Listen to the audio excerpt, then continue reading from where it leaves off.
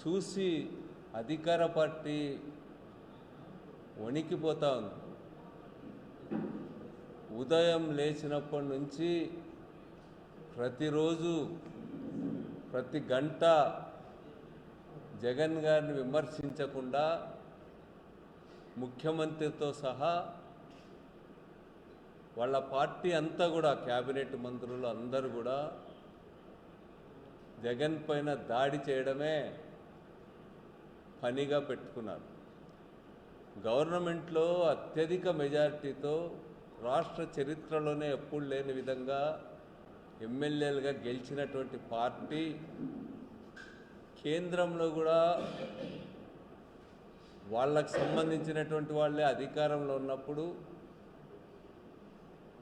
రాష్ట్రం గురించి దృష్టి పెట్టకుండా ఎన్నికలప్పుడు ప్రజలకు ఇచ్చినటువంటి హామీలను నెరవేర్చే పనిలో నిమగ్నం కాకుండా మంత్రులంతా ఎవరి శాఖలపైన వాళ్ళు కాన్సన్ట్రేట్ చేయకుండా కేవలం జగన్ గారిని ప్రజల్లో చులకన చేసేటువంటి పనికే పరిమితమైనారు. ఎందుకంటే జగన్ అంటే వాళ్ళకంత భయం. జగన్ చేసే విమర్శలకు అన్ని రంగాలపైన ఆధారాలతో సహా జగన్ గారు చేసే విమర్శలకు సమాధానం చెప్పే సరకు లేక ఈరోజు డైవర్షన్ పాలిటిక్స్కి పాల్పడుతూ ఉన్నారు. చంద్రబాబు గారు దేశంలోనే అత్యంత సీనియర్ రాజకీయ నాయకుడిగా చెప్పుకుంటాడు. అత్యధిక కాలం ముఖ్యమంత్రిగా కూడా పనిచేసినటువంటి చంద్రబాబు నాయుడు గారు పరిపాలనలో అదేవిధంగా విధానపరంగా తన పరిణితిని చూపడానికి బదులు ఈరోజు దిగజారి మాట్లాడుతూ ఉన్నాడు. పదే పదే పదే జగన్ గారిని అదేవిధంగా వైఎస్ఆర్ కాంగ్రెస్ పార్టీని గొడ్డలి పార్టీ అని, సైకో అని, జగన్ గారు తన తాత హత్య నుంచి, తన తండ్రి హత్య నుంచి, తన చిన్నాన్న హత్య నుంచి లాభపడినాడని, జగన్ అంటే వావివర్సలు లేవు, తల్లి తండ్రి అనే కనికరం లేదు, మానవత్వమే లేని మనిషిగా చిత్రీకరించి ఒక ముద్ర వేసి రాష్ట్ర ప్రజల ముందు నిలబెట్టాలనుకుంటాను. ఈరోజు జగన్ గారు మామూలు మనిషిగా నాకు తెలిసినంత వరకు ఈ దేశంలోనే అత్యంత ప్రజాదరణ కలిగినటువంటి నాయకుడు జగన్. జగన్ గారికి అధికారం ఉన్నా లేకపోయినా కూడా వేల మంది జగన్ గారి కోసం వస్తారు, జగన్ గారి కోసం పరుగులు తీసేటువంటి పరిస్థితి ఈరోజు కనపడుతుంది. ఒకవైపేమో నీకు 11 అసెంబ్లీ స్థానాలు కూడా లేవంటున్నారు. 11 అసెంబ్లీ స్థానాలు కూడా లేకనప్పుడు ఆ పార్టీ గురించి ప్రతిరోజు 24 గంటలు ఆ పార్టీ పైన అటాక్ చేయడానికే మీ కాలం అంతా ఎందుకు వృధా చేసుకుంటున్నారని చెప్పి నేను అడుగుతూ ఉన్నా. చంద్రబాబు నాయుడు గారికి అంత ప్రజాదరణ కలిగినటువంటి ఒక మాజీ ముఖ్యమంత్రిని అంత హేయంగా మాట్లాడటం అనేటువంటిది మీ సభ్యతకు సరైందేనా అని చెప్పి నేను అడుగుతూ ఉన్నా. సంస్కారయుతంగా మాట్లాడలేరా అని చెప్పి నేను అడుగుతూ ఉన్నా. ఇంత మెజారిటీ ఇచ్చినప్పటికీ మీరు అనతి కాలంలోనే 2 ఏళ్ల కాలంలోనే ప్రజాదరణని రోజు రోజుకు కూడా కోల్పోతూ ఉన్నారు. మీరు ఇచ్చినటువంటి హామీలను నెరవేర్చలేకపోతూ ఉన్నారు. చంద్రబాబును అత్యంత అభిమానించేటువంటి సీనియర్స్తో నేను అప్పుడప్పుడు మాట్లాడా. వాళ్ళే అంటున్నారు మా చంద్రబాబు నాయుడు గారి పరిపాలనని చాలాసార్లు చూసాం, అయితే ఈ దఫా ఇంత దారుణమైనటువంటి పరిపాలన ఉంటుందని చెప్పి మేము ఊహించలా.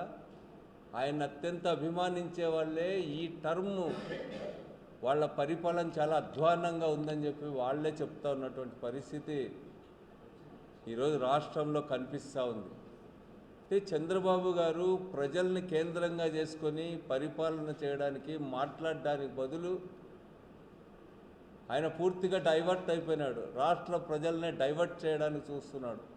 డైవర్షన్ పాలిటిక్స్కి ఈరోజు ఆయన పూర్తిగా పూనుకుంటూ ఉన్నారు. అంత రెచ్చగొట్టాల్సిన పనేముంది? జగన్ గారిని సైకో అంటారు, తల్లి చెల్లికి మోసం చేశాడంటారు. కడపలో కానీ ఎక్కడ హత్య జరిగినా కూడా జగన్మోహన్ రెడ్డి గారు నైజం అదే అంటూ జగన్మోహన్ రెడ్డి గారే ఆ హత్యకు కారణం అని చెప్పి దిగజారి ఈరోజు మాట్లాడుతూ ఉన్నారు. రాష్ట్ర రాజకీయాలను మీరు ఎటువైపు తీసుకుపోతున్నారని చెప్పి నేను అడుగుతా ఉన్నా. ఇంత సీనియారిటీ ఉందని మీరు చెప్పుకునే మీరు ఈరోజు రాష్ట్రంలో హామీల గురించో ఇంకో దాని గురించో చర్చించకుండా ఎందుకు అంత క్రిమినల్ పాలిటిక్స్ని ముందుకి తీసుకుపోయేటువంటి పద్ధతుల్లో మాట్లాడుతున్నారని చెప్పి నేను అడుగుతా ఉన్నా. ఈరోజు ఇంకా మంత్రులైతే పోటీపడి మాట్లాడుతూ ఉన్నారు. రాజశేఖర రెడ్డి గారిని, జగన్ గారిని ఎంత విమర్శిస్తే అంత గొప్ప నాయకులు అన్నట్టుగా ఈరోజు మాట్లాడుతూ ఉన్నారు. వాళ్ళు ఏదో కడిగిన ముత్యాల్లాగా మాట్లాడుతూ ఉన్నారు. గురువింద గింజ సామెత గుర్తు తెస్తూ ఉన్నారు. తన కింద ఉన్నటువంటి నలుపుని చూసుకోకుండా పైనున్న అందాన్ని చూసి మురిచిపోయే గురువింద గింజ గుర్తుకొస్తూ ఉంది ఈ మంత్రుల యొక్క మాటలు ఇవన్నీ చూసి. అచ్చెన్నాయుడు గారు, మన జిల్లాకు సంబంధించిన పయ్యావుల కేశవ్ గారు, వీరు మాట్లాడుతున్నటువంటి మాటలు చూస్తే ఎంత అహంకారం తలకెక్కింది వీళ్ళకని చెప్పి అర్థమవుతుంది మనకు. ఈరోజు జగన్ గారి కుటుంబాన్ని, వాళ్ళ తాతతో మొదలుకొని వాళ్ళ కుటుంబాన్ని అంతా కూడా కుసంస్కారులుగా లేకపోతే హంతక రాజకీయాలు చేసిన వాళ్ళుగా చెప్పే మీరు మీ చరిత్ర ఏమిటని అడుగుతా ఉన్నా నేను. ఉదాహరణకు మన జిల్లాకు సంబంధించిన కేశవ్ గారు, మీ చరిత్ర ఏమి? మీ తాత ఏమి? మీ నాయనేమి? మీ అన్న ఏమి? నీవేమి? మీ రాజకీయాలు ఏమని చెప్పి నేను అడుగుతా ఉన్నా. ఏదో ఆయన ప్రజాస్వామ్యం గురించి మాట్లాడతాడు, ఏదో స్వాతంత్ర సమరయోధుల ఫ్యామిలీ నుంచి వచ్చినటువంటి వాళ్ళలాగా మాట్లాడతాడు. నేను ఎందుకంటే కమ్యూనిస్ట్ పార్టీల నుంచి వచ్చిన వాడిని కాబట్టి నాకు ముందు నుంచి తెలుసు వాళ్ళ గురించి. ఉమ్మడి కమ్యూనిస్ట్ పార్టీ ఉన్నప్పుడే, సిపిఐ సిపిఎం కలిసి ఉన్నప్పుడే కేశవ్ వాళ్ళ తాత మీద 4 పేజీల కరపత్రం వేశారు. ఆయన దౌర్జన్యాలపైన, ఆయన అరాచకాలపైన, పేదల పట్ల, ఆయన వ్యవహార శైలి పట్ల, ఆయన చేసే దొంగ వ్యాపారాలపైన 4 పేజీల ప్యాంప్లెట్ వేసి ఊరు తిరిగి పంచినారు అప్పట్లోనే కమ్యూనిస్టులు. అప్పుడు మాది రాయదుర్గం తాలూకాగా ఉండేది. ఆ ప్రాంత పార్టీ వేసి ఆ రోజు పంపిణీ చేయడం జరిగింది.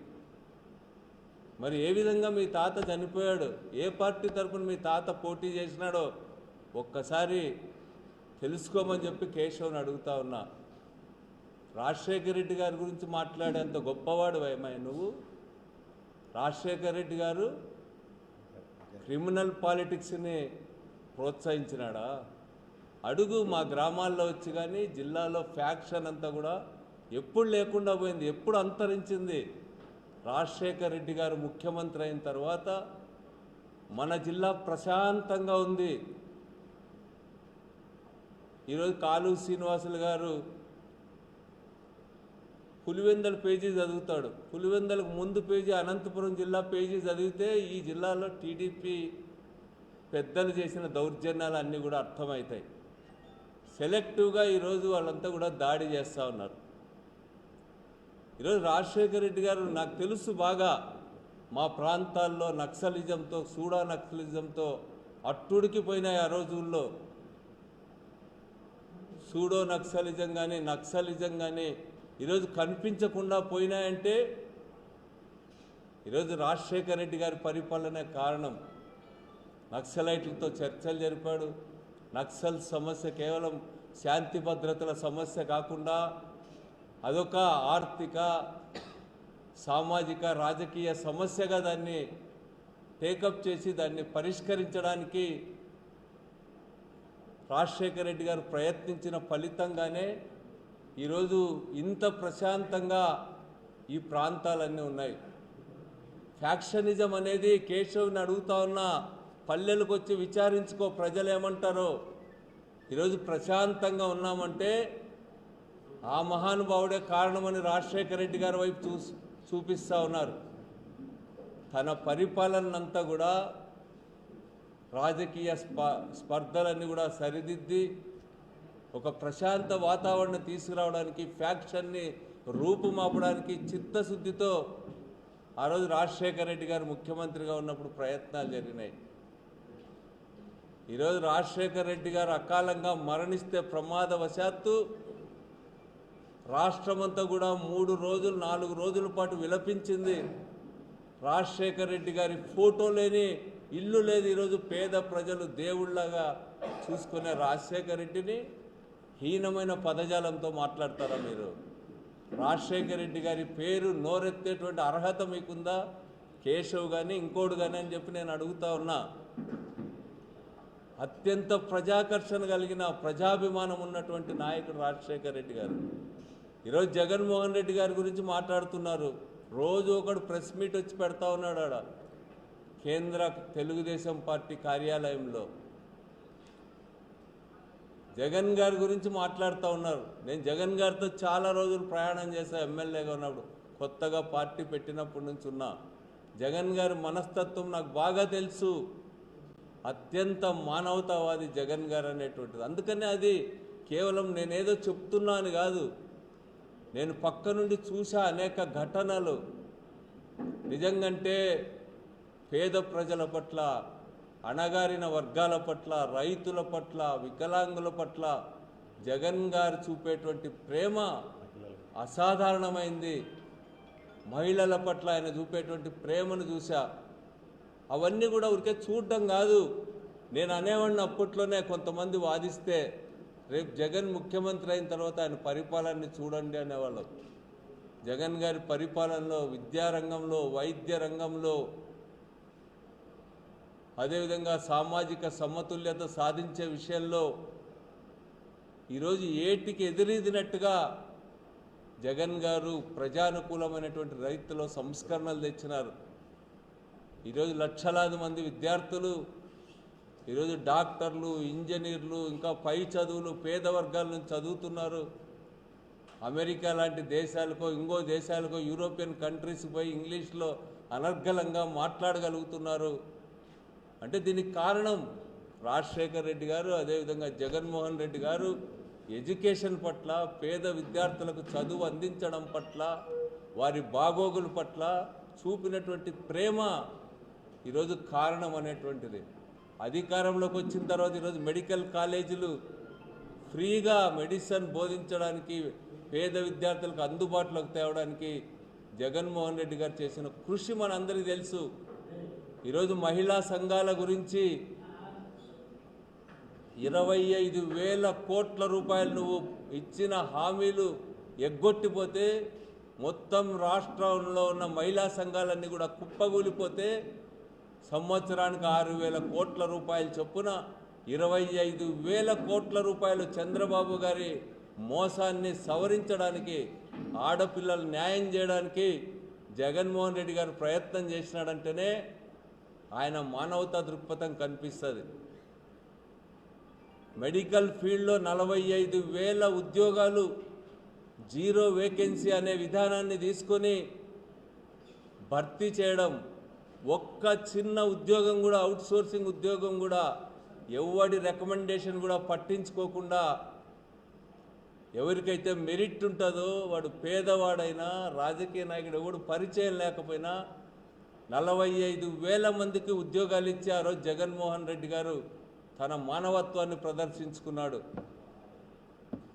ఆ రోజుల్లో వైద్య ఖర్చులు భరించలేక, పెళ్ళిళ్ళు భరించలేక అనేక రైతు కుటుంబాలు రాయలసీమ లాంటి ప్రాంతాల్లో, అనంతపురం జిల్లా లాంటి ప్రాంతాల్లో ఆత్మహత్యలు చేసుకుంటే, ఆ రోజు ఉచిత వివాహాలు కానీ, ఉచిత విద్య కానీ, ఉచిత వైద్యం కానీ, ఇట్లాంటి గొప్ప సంస్కరణలు తెచ్చింది రాజశేఖర రెడ్డి గారు కాదా అని చెప్పి నేను అడుగుతా ఉన్నా. వాటిని మరిపించే రీతిలో ముందు తీసిపోయింది జగన్మోహన్ రెడ్డి గారు కాదా అని అంటున్నా. అట్లాంటి జగన్ గారు, రాజశేఖర రెడ్డి గారు క్రిమినల్స్ అంట, రాక్షసులంట, అని మాట్లాడతారా మీరు? కేశవ్, నేను నిన్ను ఒక్కటే అడుగుతా ఉన్నా, అసలు ఉరవకొండ ప్రాంతంలో, ప్రశాంతంగా ఉన్న ప్రాంతంలో హత్యా రాజకీయాలు ఎప్పుడు స్టార్ట్ అయినాయి?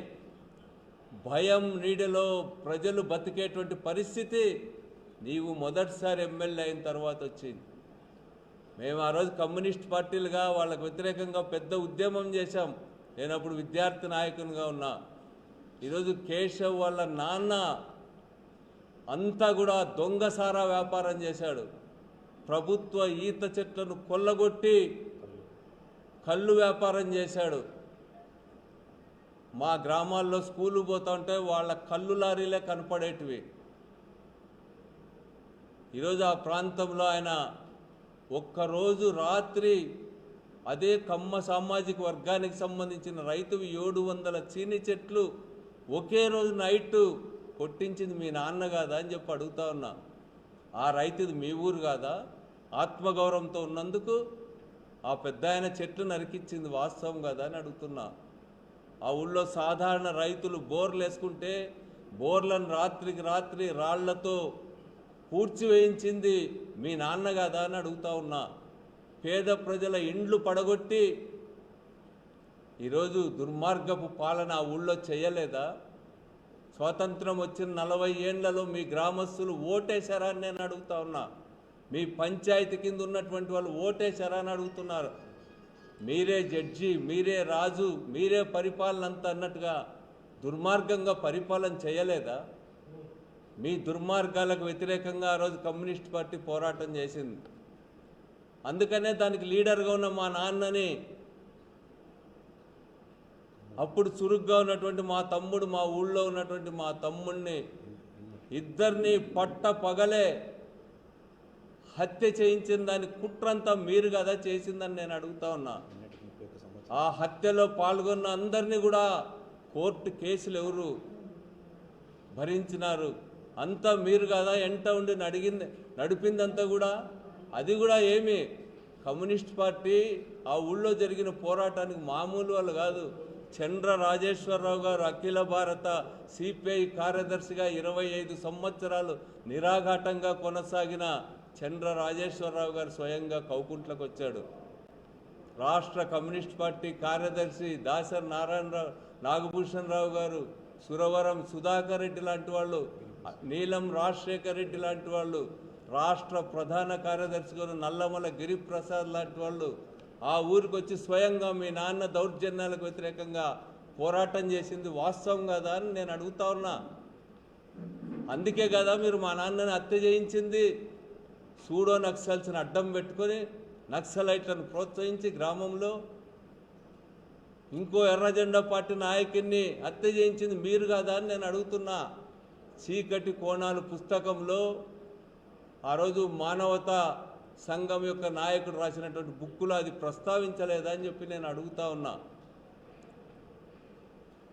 స్వయంగా ఈరోజు మీరు ఏ తెలుగుదేశం పార్టీ అని చెప్తున్నారో ఆ తెలుగుదేశం పార్టీ నాయకుడు NT Ramarao garu, CPM party general secretary Koratala Satyanarayana garu, CPI party general secretary Dasari Nagabhushan Rao garu స్వయంగా హెలికాప్టర్లో వచ్చి కమ్యూనిస్టుల పోరాటానికి స్పందించి కౌకుంట్ల గ్రామానికి వచ్చింది నిజం కదా అని నేను అడుగుతా ఉన్నా. మరి ఆ ఎన్టీ రామారావు గారు వచ్చినప్పుడు మీ స్పందన ఏమని అడుగుతా ఉన్నా. మీరు ఎన్టీఆర్ పర్యటనను వ్యతిరేకించలేదా? ఎన్టీ రామారావు గారు ఆ రోజు స్తూపాన్ని కట్టించడానికి దాన్ని మీరు వ్యతిరేకించలేదా? మీరు ఆ రోజు ఊరు వదిలిపెట్టి ఊళ్ళో ఉన్నారా మీరు? అసలు మీ కుటుంబం ఎవరైనా కానీ మీ దౌర్జన్యాల గురించి ఒక్కసారి గుర్తు చేసుకో కేశవ్. ప్రజాస్వామ్యం అంటే తానే మారుపేరైనట్టుగా ఉపన్యాసాలు చెప్తా ఉన్నాడు. ఒక జెండా కాంగ్రెస్ పార్టీ జెండా కట్టినందుకు సూర్యని 40 ఏండ్ల పిల్లోడిని పట్ట పగలే హత్య చేసి ఏం చేశాడు ఆ పిల్లోడు? ఎప్పుడైనా రాజకీయాల్లో పాల్గొన్నాడా? కేవలం జెండా కట్టినందుకు హత్య చేయించింది వాస్తవం కదా అని అడుగుతా ఉన్నా. ఆ గ్రామంలో మాల చౌడప్ప అని మేము కమ్యూనిస్టులు పోతేనే పెద్ద కొమ్మేసేవాడు. కొమ్మేయడం అంటే అదొక అందరూ దానికి ఎంజాయ్ చేసేవాళ్ళు. కొమ్మేసే మాల చౌడప్పుని హత్య చేయించింది మీరు కదా అని చెప్పి నేను అడుగుతా ఉన్నా. నీవు ఈరోజు రాజశేఖర రెడ్డి గారి కుటుంబం దౌర్జన్యాల గురించి వారి గురించి మాట్లాడతావా? జగన్ గారి గురించి. జగన్ గారు నైజం నేను చూసిన జిల్లాకు వచ్చినప్పుడు ఆ రోజుల్లో మేమంతా సీనియర్స్, దాంట్లో పార్టీ ఆవిర్భావం నుంచి ఉన్న వాళ్ళం. ఎప్పుడైనా పొరపాటున ఎవరైనా స్టేజ్ పైన ఫ్యాక్షన్తో సంబంధం ఉన్న వాళ్ళు కూర్చుంటే వెంటనే మాకు మమ్మల్ని పిలిచి చెప్పేవాడు, నేను ఫ్యాక్షన్ రాజకీయాల జోలికి పోదలుచుకోలే, మా నాన్నగారిని మా తాతని హత్య చేసినటువంటి వాళ్ళని కూడా మేము పట్టించుకోలే, అందుకనే దయచేసి వాళ్ళని స్టేజీల మీద కూర్చోబెట్టొద్దండని డైరెక్ట్గా చెప్పేవాడు జగన్ గారు. జగన్ గారు ఇంకా ఏం చెప్పేవాళ్ళు, మేము ఎవరైనా ఎంతో నష్టపోయినారని ఎవరైనా ఎక్స్ప్లెయిన్ చేస్తే ఆయన చెప్పేవాడు, ఏదన్నా నష్టపోయింటే వాళ్ళు వ్యాపారం పెట్టుకోవడానికో ఇంకో దానికో వాళ్ళ ఆడవాళ్ళు వితంతువులు అంటే వాళ్ళకి ఏమైనా హెల్ప్ చేద్దాం, కానీ స్టేజీల మీద అట్లాంటి వాళ్ళని కూర్చోబెట్టాల్సిన అవసరం లేదు అని చెప్పేవాడు. నేను చాలాసార్లు చూసిన, ఆయనతో పాటు ప్రయాణం చేశా. ఒక 7-8 మంది జిల్లాలో మాజీ ఎమ్మెల్యేలు సీనియర్లు పోయేటప్పుడు ఈ టీడీపీ దౌర్జన్యాలు ఆ రోజు ఆగుతోటిపల్లిలో మర్డర్ జరిగింది, రాప్తాడులో మర్డర్ జరిగింది, తాడిపత్రిలో మర్డర్ జరిగింది. ఆ హత్య రాజకీయాలన్నీ ప్రశ్నిస్తూ వాళ్ళు ఏ విధంగా పెన్షన్లు తీసేస్తున్నారు, ఇవన్నీ జగన్ గారు దృష్టికి తెచ్చి మనం కూడా ఇదే విధంగా చేయాలని ఒకరిద్దరు మాట్లాడినప్పుడు జగన్ గారు ఏమన్నారో తెలుసా? అందరినీ అడిగినాడు, ఒక్కొక్కరు అభిప్రాయాలు చెప్పినాడు. విశ్వన్న నువ్వు చెప్పన్నాడు. నేను చెప్పా, మనం 30 ఏళ్ళు పరిపాలన చేయాలనుకుంటున్నాం కాబట్టి అట్లాంటి కక్షపూరిత రాజకీయాల జోలికి మనం పోకూడదంటే విశ్వాన్న చెప్పింది కరెక్ట్ అన్నాడు. అంటే ఆయన ఆలోచన విధానం ఎట్లుంటుంది అని చెప్పడానికి నేను చెప్తున్నా. జగన్ గారిని ఒక దుర్మార్గుడిగా చూపిస్తారా మీరు? పేద ప్రజల చదువుల గురించి మీరు ఆలోచిస్తున్నారా? వైద్యం గురించి ఆలోచిస్తున్నారా? ఆత్మహత్యలు చేసుకున్న రైతుల గురించి అట్లా రేయింబౌళ్ళు కష్టపడి పంట పండిస్తే మద్దతు ధర లేక అల్లాడిపోతున్న రైతుల గురించి మాట్లాడుతున్నారా? ఒక్క గింజైనా ఎక్కడైనా మొక్కజొన్నలు కొన్నారా? శనగలు కొన్నారా? ఏం చేశారు మీరని చెప్పి నేను అడుగుతాను. మీరు గొప్ప మానవతావాదులా? పేద ప్రజల్ని, రైతాంగాన్ని ఆదుకోలేనటువంటి వాడు ఏం పాలకుడు అని చెప్పి నేను అడుగుతా ఉన్నా. 24 గంటలు మిమ్మల్ని ప్రశ్నించకూడదా? మిమ్మల్ని ప్రశ్నిస్తే నాగేశ్వర్ లాంటి చాలా గొప్ప రాజకీయ విశ్లేషకులు, గౌరవనీయులైనటువంటి వాళ్ళు, కొమ్మినేని శ్రీనివాస్ లాంటి వారు, లేకపోతే మొన్న శ్రీహరి గారిని అరెస్ట్ చేశారు, కృష్ణంరాజు గారిని అరెస్ట్ చేశారు. మీ పైన ధనుంజయ రెడ్డి గారు, సాక్షి ధనుంజయ రెడ్డి గారిని ఎన్నిసార్లు విచారిస్తారు? ఎంత భయపెడతారు మీరు? అసలు ప్రజాస్వామ్యం గురించి మీకు తెలుసా అని చెప్పి నేను అడుగుతా ఉన్నా. ప్రశ్నించే స్వేచ్ఛ కూడా ఆంధ్ర రాష్ట్రంలో లేదా? ఈ ఆంధ్ర రాష్ట్రం యొక్క గతాన్నంతా కూడా ఒక్కసారి పరిశీలన చేయండి. మీరు నియంతల్లాగా వ్యవహరిస్తామంటే ఈరోజు పుల్లులు, సింహాలని చెప్పుకున్న వాళ్ళ కాక్రోచ్ను చూసి భయపడతా ఉన్నారు. ఎందుకు? ప్రజాస్వామ్యం అంత బలమైందనేటువంటిది మీరు అర్థం చేసుకోవాలని నేను అడుగుతా ఉన్నా. మీరు ఈగలను చూసి భయపడే కాలం వస్తుంది మీకు. ఈరోజు 4 సీట్లు వచ్చినంత మాత్రాన విర్రవీగుతారా మీరు? మీ ఇష్టం వచ్చినట్టు పరిపాలన చేస్తారా? ఏం తప్పుంది జగన్ గారు అడిగే దాంట్లో? అమరావతి గురించి మేము ఒక్కటే అడుగుతా ఉన్నామా? ఈరోజు జవహర్లాల్ నెహ్రూ యూనివర్సిటీల్లో చదువుకున్నటువంటి వాళ్ళు, చాలా గొప్ప మేధావులు, ఐఏఎస్లుగా పనిచేసిన వాళ్ళు, ఐపీఎస్లుగా చేసిన వాళ్ళు, ఈరోజు అప్పుల పాలైనటువంటి ఆంధ్ర రాష్ట్రంలో 2 లక్షల కోట్లు ఇన్ఫ్రాస్ట్రక్చర్కే ఖర్చు పెడతామంటే, దేశంలో పెద్ద పెద్ద నగరాల్లో సైతం 4,500,000 స్క్వేర్ ఫీట్కి నిర్మాణాలు జరుగుతూ ఉంటే 20,000 కోట్లకు మేము స్క్వేర్ ఫీటు అద్దాలు ఇంకోటి కలిపి 20,000 దీనికి స్క్వేర్ ఫీట్ ఇస్తామంటే వాటన్నిటిని ప్రశ్నించకుండా ఉండాలా? పెద్ద వాళ్లకు, కార్పొరేట్ సంస్థలకు జిఎస్టీలు లేవు, విద్యుత్ బిల్లులు లేవు. వాళ్ళకి ఈరోజు ప్రజల సొమ్మంతా మీరు ధారపోస్తుంటే ప్రశ్నించకూడదంటారా మీరు? ఈరోజు మావిగాన్ గురించి చెప్తే జగన్ గారి పైన మీకు చిర్రెత్తిపోతుంది.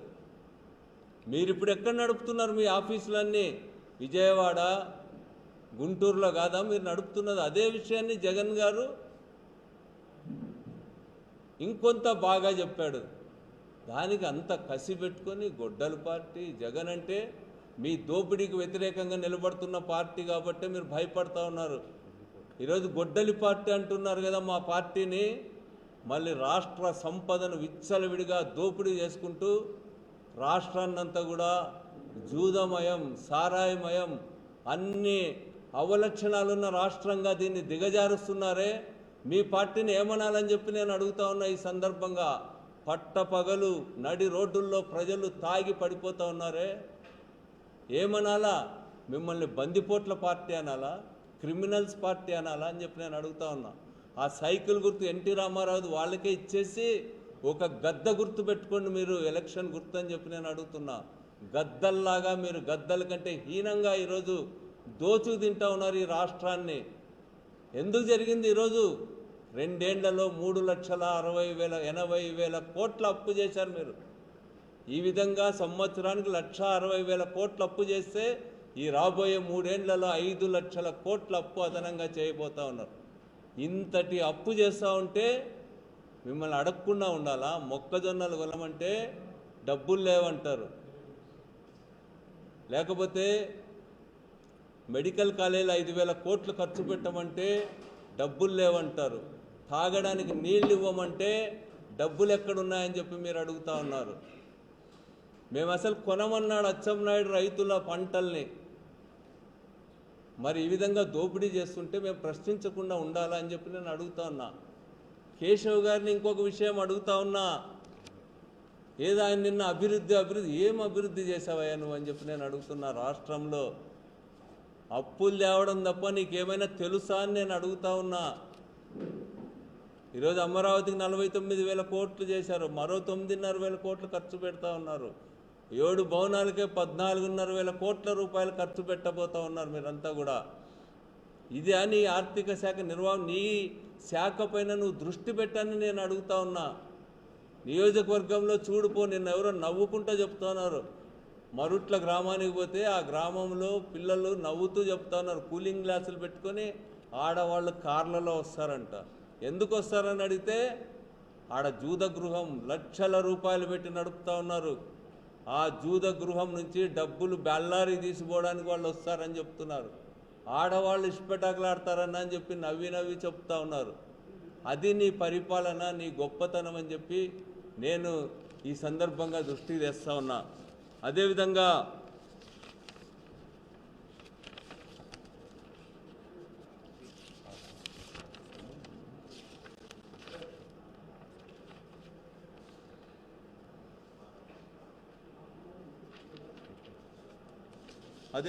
ఈరోజు కుటుంబాల విషయాలు ప్రస్తావిస్తూ ఉన్నారు. ఎవరింట్లో కుటుంబాల తగాదాలు లేవని చెప్పి నేను అడుగుతా ఉన్నా. ఈరోజు చంద్రబాబు గారు మీరు మీ సోదరుడికి ఎంత ఇచ్చారు? మీ సోదరుడికి ఏం సహాయం చేశారు? మీ తల్లిదండ్రుల పట్ల ఎంతటి గౌరవాన్ని చూపినారో అవి ఎవరైనా అడుగుతా ఉన్నామా? మీరు జగన్ గారింట్లో జగన్ గారు తల్లిని చూసుకోలేదంట, అమ్మని చూసుకోలేదంట. నువ్వు ఎన్ని కోట్లు ఇచ్చావయ్యా అని చెప్పి నేను అడుగుతా ఉన్నా వాళ్ళందరినీ, ఈ ప్రశ్నిస్తున్న నాయకులందరినీ కూడా. ఈరోజు జూనియర్ ఎన్టీఆర్ గారి పట్ల మీరు ఏ విధంగా వ్యవహరిస్తూ ఉన్నారని చెప్పి నేను అడుగుతా ఉన్నా. అదేవిధంగా వాళ్ళ తండ్రి హరికృష్ణ గారి పట్ల మీరు ఏ విధంగా వ్యవహరిస్తున్నారని చెప్పి నేను అడుగుతా ఉన్నా. హరికృష్ణ గారు బతికున్నప్పుడు ఆయన పట్ల మీ స్పందన ఏ విధంగా ఉండేదని చెప్పి చంద్రబాబు గారి కుటుంబ సభ్యుల్ని నేను అడుగుతా ఉన్నా. కుటుంబ సమస్యలు అవన్నీ కూడా ప్రజల ముందుకు తెచ్చి ఆడవాళ్ళని, జగన్ గారి భార్యను వదులుతూ ఉన్నారా మీరు అని అడుగుతా ఉన్నా. భారతి గారి పైన, అంతకుముందు షర్మిల గారి పైన మీరు చేసిన ఆరోపణలు మీ హీన సంస్కృతికి ఈరోజు అద్దం పడుతున్నాయని చెప్పి నేను అడుగుతాను. మీరా మాకు నీతులు చెప్పేది? నేను ఒక్కటే చెప్తా ఉన్నా, మీ పట్ల ఇప్పటికే ఆర్టీసీ ప్రైవేట్ పరం చేయబోతున్నారనే విమర్శలు ఉన్నాయి. ఆర్టీసీ ఉద్యోగులు వాళ్ళకు 8,000 బస్సులు కొని ఒక 10,000 మంది ఉద్యోగులు నింపండి, ఆర్టీసీని మేమే స్వతంత్రంగా నడుపుకుంటామని చెప్పిన అంటున్నారు. విశాఖ స్టీల్ ఫ్యాక్టరీ ఈరోజు మూతపడే దశకు వచ్చింది. మీరు ఎవరికి సహాయం చేస్తున్నారు? అక్కడ మిట్టాల్ కంపెనీకి సపోర్ట్ చేస్తూ ఉన్నారు. ఇక్కడ మీ అనుయాయులకందరికీ కూడా ఆర్టీసీని కట్టబెట్టడానికి ప్రయత్నాలు చేస్తూ ఉన్నారు. మీ యొక్క దిగజారుడు మాటలు ఇంకా ఎట్లున్నాయంటే, ఈరోజు ఆయన చెప్తాను నిన్నటి వరకు సంపద సృష్టిస్తా అని చెప్పి చంద్రబాబు నాయుడు గారు తన అనుభవాన్ని కూడా చూడకుండా, ఒక నిష్ణాతులతోనో ఎవరితోనో చర్చించకుండా, ప్రజాస్వామ్య పద్ధతుల్లో మాట్లాడుకోకుండా ఈరోజు జనాభా గురించి మాట్లాడుతూ ఉన్నాడు. సంపద సృష్టిస్తా అని చెప్తే ఏదో అనుకున్నారు అందరూ. పిల్లల్ని కానండి అదే సంపద అని చెప్తా ఉన్నాడు. నీవేం చెప్పాలా పిల్లలు కనే విషయం? ఈరోజు పిల్లలు కంటే నువ్వు పోషిస్తావా అని నేను అడుగుతాను. 30,000 ఇస్తా, 40,000 ఇస్తా అని చెప్పి గర్భానికే వెలగట్టేటువంటి దుస్థితికి ఈ సీనియర్ ముఖ్యమంత్రి గారు దిగజారడం అనేటువంటిది ఆడవాళ్ళ స్వతంత్రాన్ని హరించి వేయడమే. ఈరోజు హాస్పిటల్కి పోతే ఒక బిడ్డ ఉంది ఆపరేషన్ చేయమని చెప్తే ఆపరేషన్ చెయ్యమంటా ఉన్నారు. ముగ్గురుంటేనే చేస్తామంటున్నారు. మరి ఎట్లా ఇది ఏం ప్రోగ్రెసివ్ స్టెప్ అని చెప్పి నేను అడుగుతా ఉన్నా. నీవిచ్చే 30-40 వేలకు వెలగట్టి పిల్లల్ని కనమని చెప్తావా నువ్వు? దీన్ని ప్రశ్నించకూడదు ఎవడు కూడా. విలేకరులు ప్రశ్నించకూడదు, సోషల్ మీడియా ప్రశ్నించకూడదు, రాజకీయ నాయకులు ప్రశ్నించకూడదు, మాజీ ముఖ్యమంత్రులు ప్రశ్నించకూడదు, పార్లమెంట్ సభ్యులు ప్రశ్నించకూడదు. ఇదేనా డెమోక్రసీ అని చెప్పి నేను అడుగుతా ఉన్నా. ఈ పద్ధతుల్లో మీరు తుడిచిపెట్టుకుపోతారని చెప్పి నేను హెచ్చరిక చేస్తూ ఉన్నా. మీరు చేసేటువంటి అప్పులు ఇవన్నీ కూడా రాష్ట్రానికి బూదిబండ కాబోతూ ఉన్నాయి. ముఖ్యంగా రాయలసీమ లాంటి, అనంతపురం జిల్లా లాంటి ఎడారి ప్రాంతాల ప్రజలు ఆ బరువునంతా కూడా మోసే పరిస్థితి రాబోతోందని చెప్పి హెచ్చరిక చేస్తూ, ఈ విధంగా వ్యక్తిత్వ హననానికి పాల్పడకుండా విధానపరమైనటువంటి చర్చ చేయండి, డెమోక్రటిక్గా రాజకీయాలు చర్చించండి అని చెప్పి నేను అధికార పార్టీకి సవినయంగా విజ్ఞప్తి చేస్తూ, రాబోయే కాలంలో అయినా ఈ రాష్ట్రంలో మంచి రాజకీయాలు తీసుకురావడానికి, రాష్ట్ర రాజకీయాలు మరోసారి ఫ్యాక్షన్ వైపు పోకుండా రెచ్చగొట్టే మాటలకు మీరు ఫుల్ స్టాప్ పెట్టమని చెప్పి ఈరోజు టీడీపీ పార్టీకి సంబంధించిన అందరికీ కూడా విజ్ఞప్తి చేస్తూ ముగిస్తున్నా. జై హింద్.